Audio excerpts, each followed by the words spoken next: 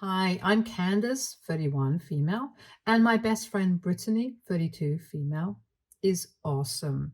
We've been inseparable for over 7 years now. We met through mutual friends, and it was like we'd been besties forever.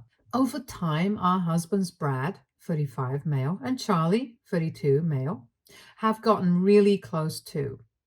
Think double dates, weekend trips, the whole 9 yards. We really are like a little family. Brittany's seriously one of the funniest, most loyal people I know, and she always stands by me. There's just one little thing that gets on my nerves. Sometimes Brittany can be super immature and just doesn't have a filter. It's not that she means to be hurtful, but she can be totally oblivious to how her words affect people. I remember that time my sister was going through a messy divorce. Well, Brittany decided then would be the perfect moment to crack jokes about marriage. I tried hinting for her to chill, but she just kept going. It was super awkward and insensitive. Charlie was laid off last year, and it was a really rough patch for him. We were out at dinner with Brittany and Brad, and she kept bringing up how great Brad's new promotion was. I could tell Charlie was uncomfortable, but she was clueless. My mom has always been a little self conscious about her weight.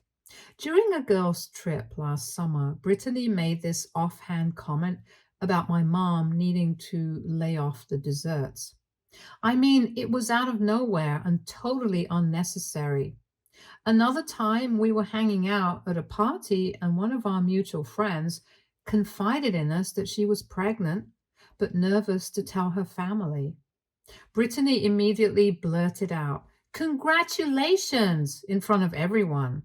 Our friend was mortified. Just last week, I was super stressed about a presentation at work. Brittany's response was to tease me about being a nervous wreck, even when I asked her to stop. I get that she was trying to lighten the mood, but it didn't help the situation at all. I always used to think that Brittany's heart was in the right place. And like I said, we really are super close. We've been on some truly amazing adventures together. That weekend trip to Napa, the epic cabin getaway for Brad's birthday. We've created so many ridiculous inside jokes that no one else would understand. We're there for each other through the good and the bad, even the times when Brittany's obliviousness makes me tear my hair out a little bit. I guess that's just the way our friendship worked. But on top of that, Brittany also loves to pull what she thinks are harmless pranks. She'll say or do something totally inappropriate and then backpedal with, just kidding, or it was a joke, relax. During Sarah's bachelorette party, we were all having a blast until Brittany decided to make this super loud, embarrassing toast about Sarah's exes. Okay, maybe a little funny in the right context, but that was not the time or place. Sarah ended up in tears. We were at the grocery store once, and there was a little old lady struggling to reach something on the top shelf. Instead of helping, Brittany decides it's the perfect time to loudly whisper to Brad about how short the lady is. She thought it was hilarious, but I was mortified. One time at dinner, Charlie was opening up about his anxiety, something really personal for him. Instead of being supportive, Brittany interrupts him to make this off color joke about how anxiety is just a joke and people should get over it. It totally derailed the conversation and made Charlie shut down. We were hanging out by the pool last summer, and Brittany, out of nowhere, decided to prank me by splashing me with a huge bucket of ice water. I was wearing a new dress and had just finished my makeup. It wasn't funny, just annoying. The worst was when Brad's dad passed away. At the funeral, of all places, Brittany thought it would be a good idea to lighten the mood by telling a totally crude joke. It was so awkward and disrespectful. A few months ago, I found out that Brittany was pregnant. Now, don't get me wrong, I was super happy for her and Brad. But then She hits me with, "Don't worry, it'll happen for you soon, too." The thing is, Charlie and I have been trying to have a baby for over 2 years now. It's been this whole roller coaster of hope, disappointment, and trying to stay positive. Every month feels like a gut punch when it doesn't work out. At first, I tried to brush it off, but now it's getting harder. Seeing all these pregnancy announcements and baby photos on social media can be a real downer, especially because we're keeping our struggles pretty private. Honestly, I try not to let jealousy get the better of me. Brittany is my best friend, and I want to be genuinely excited for her. Still, sometimes it stings. After she told me about the pregnancy, I remember going home and just feeling this wave of sadness and frustration. I know Brittany didn't mean anything by her comment, but at that moment, it felt a little insensitive. Luckily, I've got Charlie.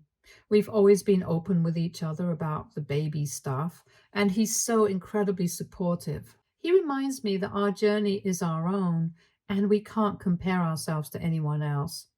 Sometimes we laugh about it, sometimes we cry about it, but we always get through those rough patches together. I know that eventually it will be our turn. Until then, I'm going to focus on giving my bestie all the love and support she deserves during her pregnancy, even if it brings up some complicated emotions for me. And that's exactly what I did. I was there for Brittany every step of the way. Pregnancy can be tough, and I wanted her to know she could count on me. From those midnight runs to satisfy her weird cravings, pickles and peanut butter, anyone? To help her paint the nursery that perfect shade of yellow. I was her go to gal. We went to all the doctor's appointments together where I think I asked more questions than she did. Pregnancy is a whole new world, and I wanted to make sure she had all the information and support she needed. And let's talk about the baby shower. I may have gone a little overboard with the decorations and games, but seeing the smile on her face made it totally worth it. Of course, there were a few times those bittersweet feelings would creep back in, like when we'd be shopping for tiny onesies and adorable little hats. A small part of me would ache for my own future baby. But then I'd see Brittany's pure joy and those feelings would melt away. Instead, I'd focus all the love on her and the little miracle growing inside her. That's what friendship's about, isn't it? Celebrating the highs, navigating the lows, and always being there, no matter what. But the real highlight was planning her baby shower. I wanted to make it an extra special celebration. Brittany loves all things nature, so I went with a woodland theme. Think adorable little deer, owls, and bunnies everywhere. I spent weeks crafting DIY decorations, from a whimsical balloon garland to centerpieces with stuffed animals and lush greenery. The food was a total crowd pleaser. We had finger sandwiches, mini quiches, and cupcakes decorated to look like forest creatures. It wouldn't be a party without games, so I planned classics like Baby Bingo and Guess the Baby Food. As favors, I gave everyone tiny potted succulents with personalized tags, a sweet reminder of the day. Seeing the joy on Brittany's face as she opened gifts and laughed with our friends made all the planning worthwhile. It was the perfect way to shower her and the baby with love. The reason why I'm telling you all these details is so that you will know just how much thought I put into her baby shower. I wanted everything to be perfect, a special way to celebrate my best friend and her growing family. However, I guess it wasn't enough because Brittany thought that the party could use some drama. We were in the middle of opening presents, surrounded by laughter and smiles, and Brittany was glowing, basking in the outpouring of love. Then she paused, a mischievous glint in her eye, and said, "Actually, I have one more announcement." My heart gave a little skip. Maybe it was the baby's gender? Brittany stood up, drawing everyone's attention. With a theatrical flourish, she placed a hand on her belly and declared, "The real father of this baby is Charlie." The room fell silent. It was as if someone had hit pause on a joyful movie and replaced it with the worst possible twist.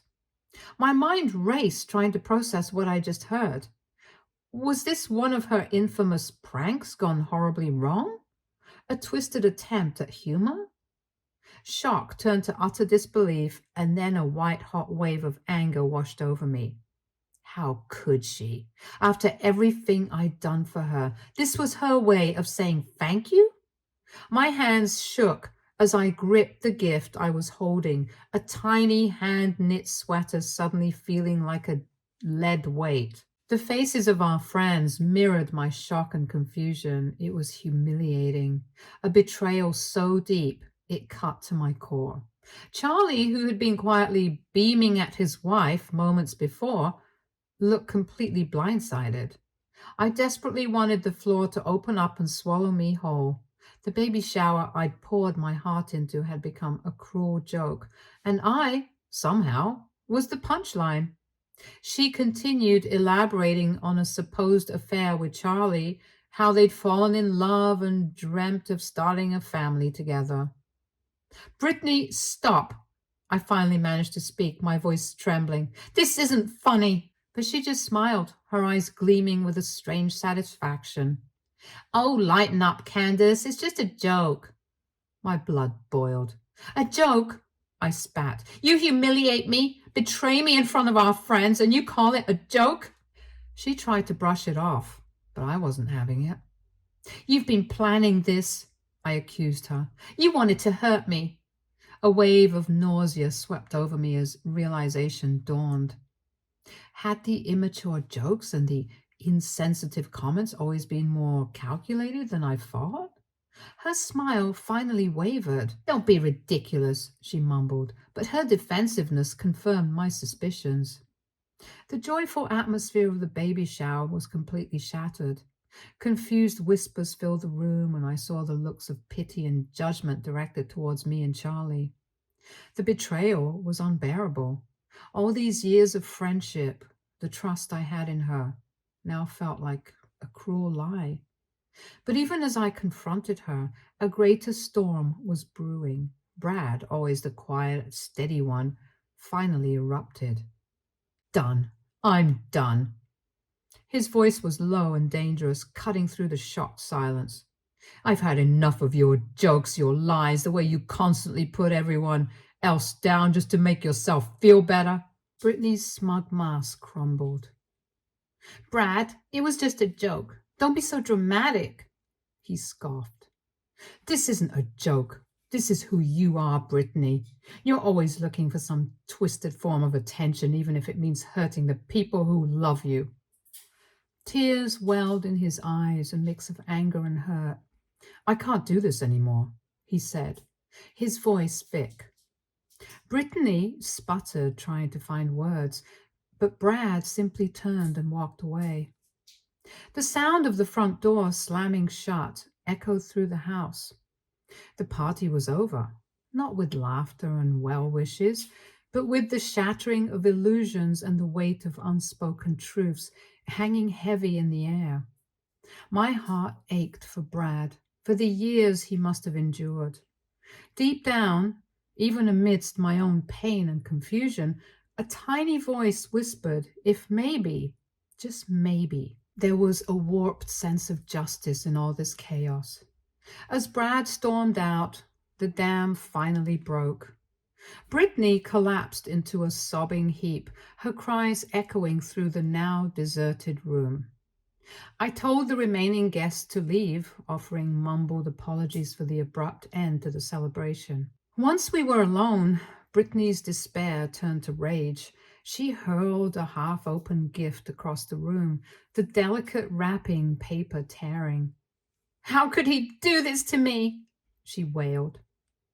Maybe, I began cautiously, maybe he's just tired of your pranks.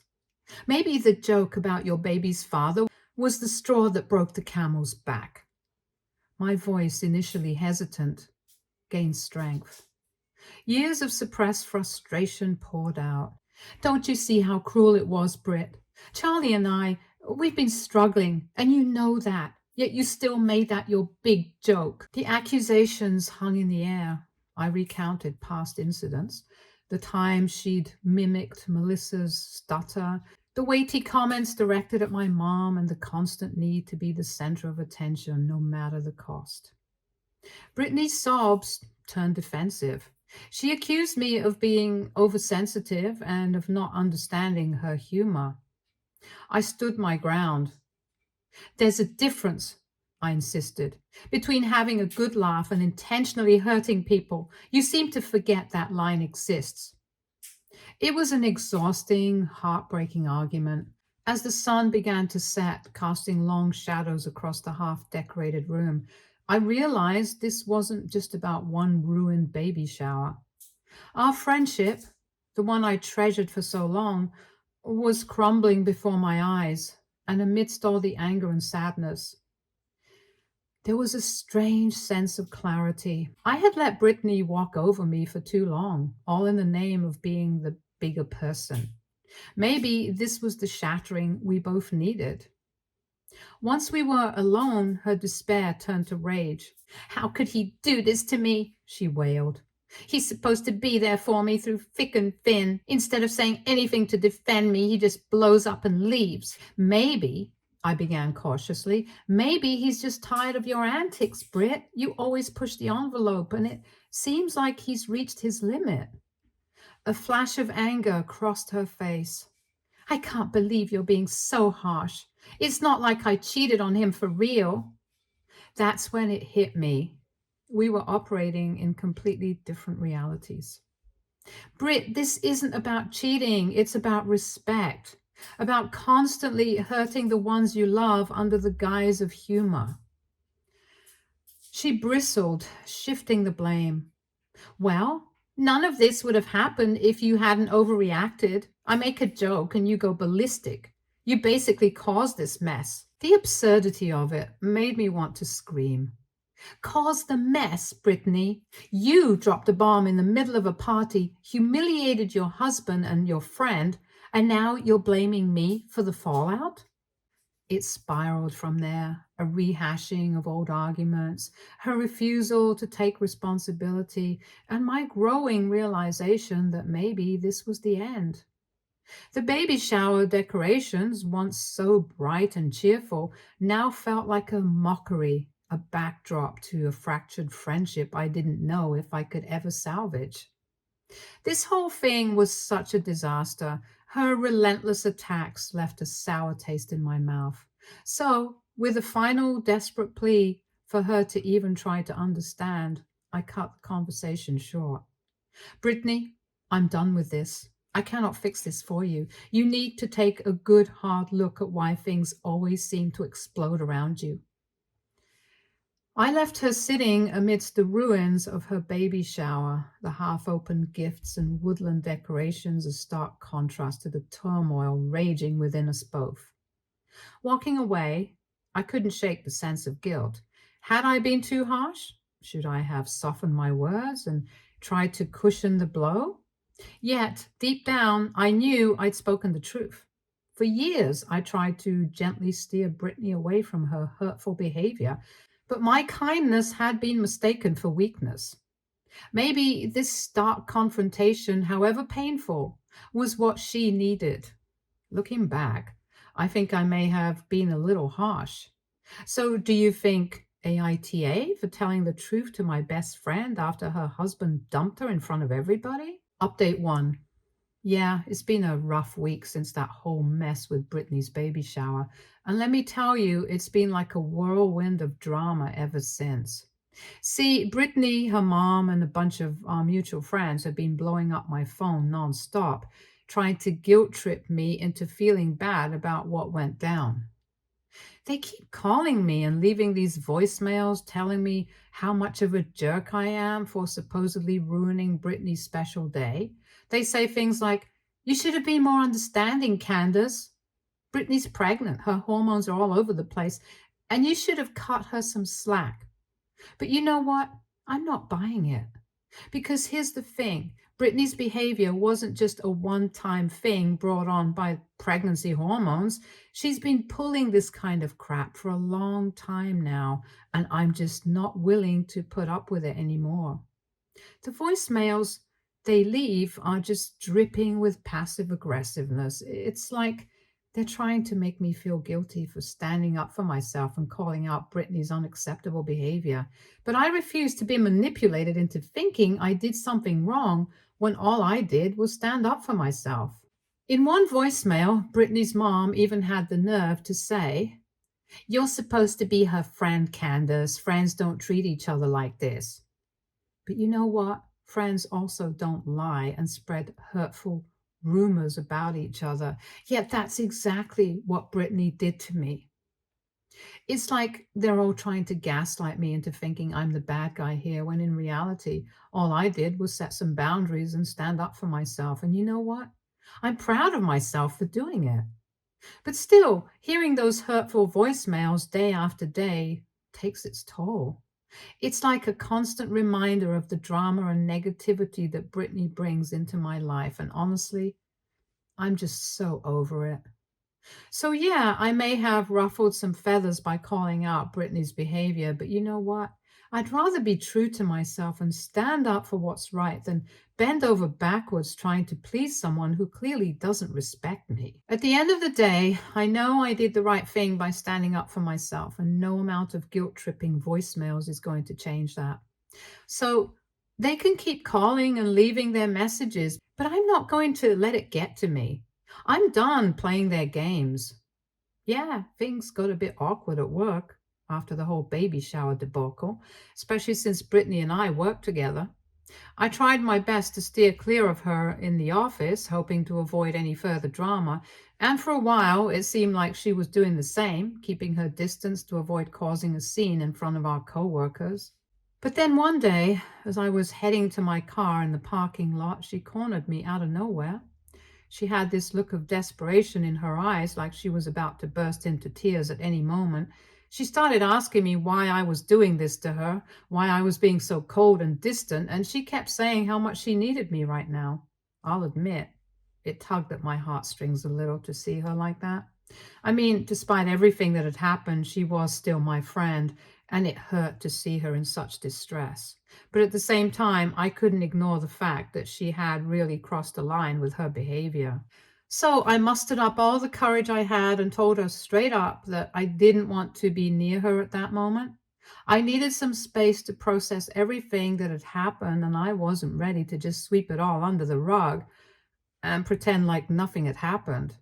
I told her that if and when I felt ready to talk to her again, I would reach out to her.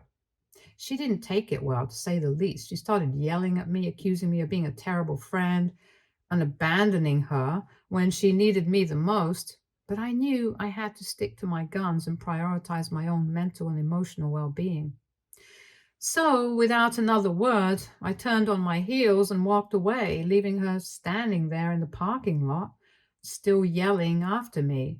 It was tough, I won't lie, but sometimes you have to put yourself first and do what's best for you, even if it means hurting someone else in the process. And as I drove away, I couldn't help but feel a sense of relief wash over me. It was like a weight had been lifted off my shoulders. Knowing that I had finally stood up for myself and set some much needed boundaries, it was a small victory, but it was mine, and I was proud of it. Update 2. Then, a few days later, my phone rang. It was Brad. He asked if he could meet Charlie and me for dinner, saying there were things he needed to tell us. Sitting across from him at the restaurant that night, I finally got the whole story, and it was worse than I'd ever imagined. See, we all knew that Brittany had a tendency to speak without thinking, but what we didn't realize was just how cruel she could be to Brad behind closed doors. It was like peeling back the layers of an onion. The more we talked, the more we uncovered about their relationship. One instance that really stuck with me was when Brad opened up about how Brittany would constantly belittle him in front of their friends.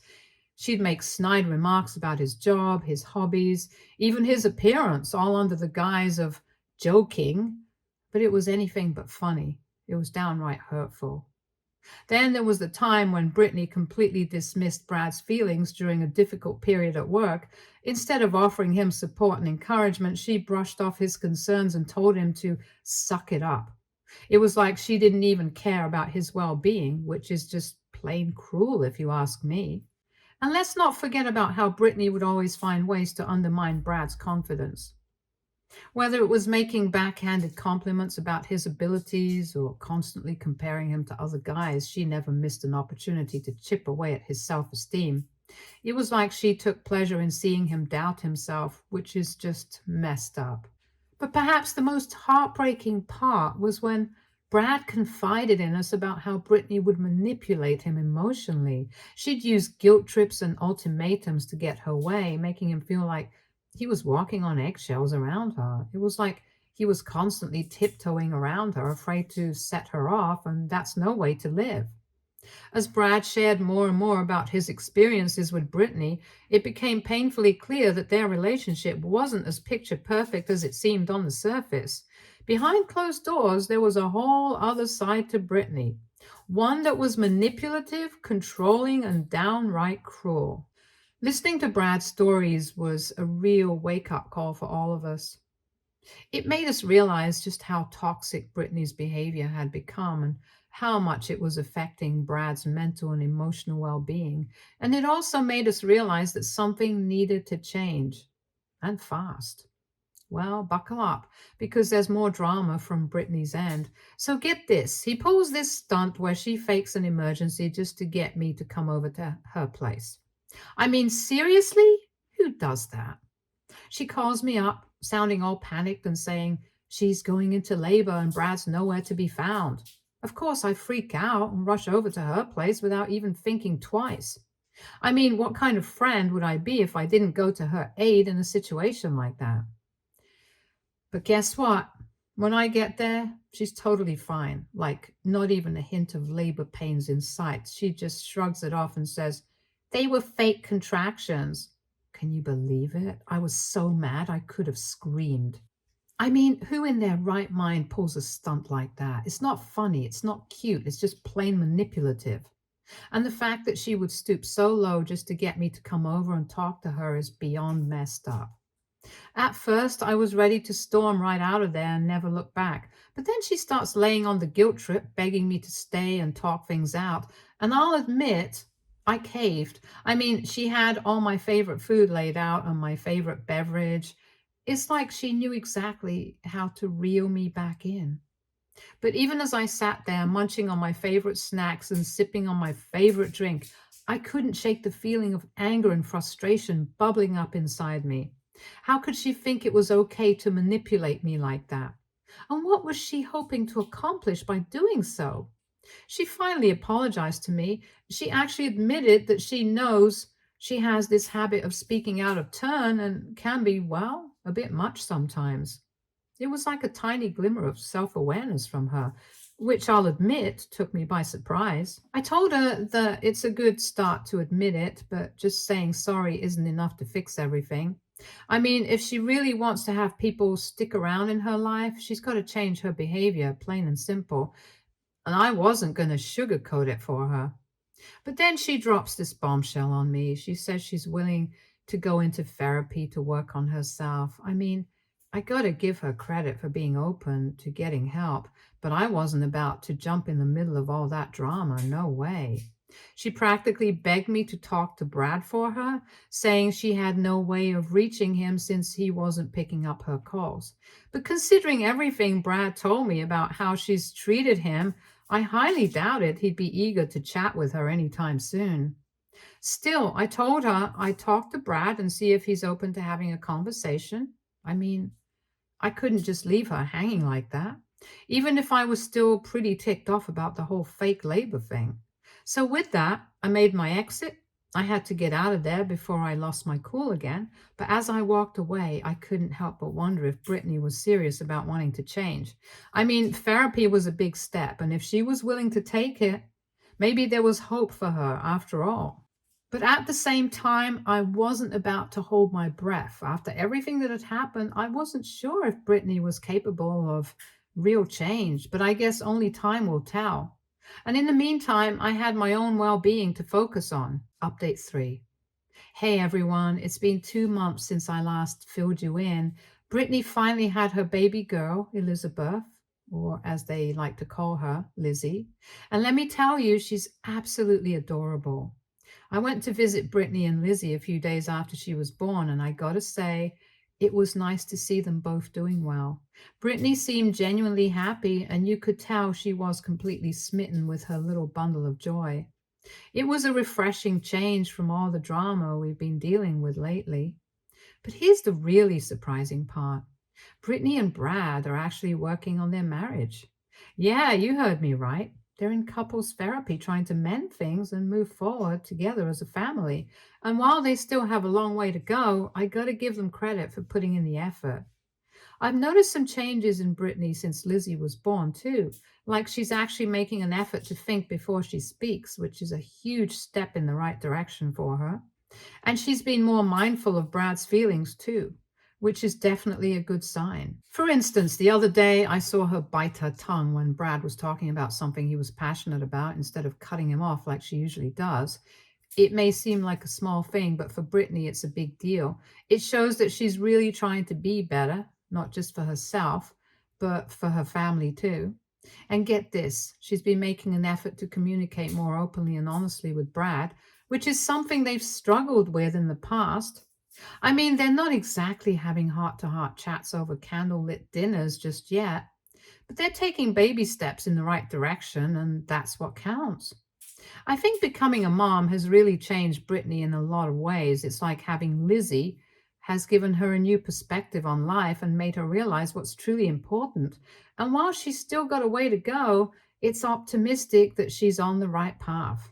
Of course, only time will tell if Brittany can truly turn things around and be the partner and mom that Brad and Lizzie deserve. But for now, I'm just happy to see them making progress and moving forward together as a family. Who knows? Maybe there's hope for them yet. Stay tuned for more stories from Argo Relationships.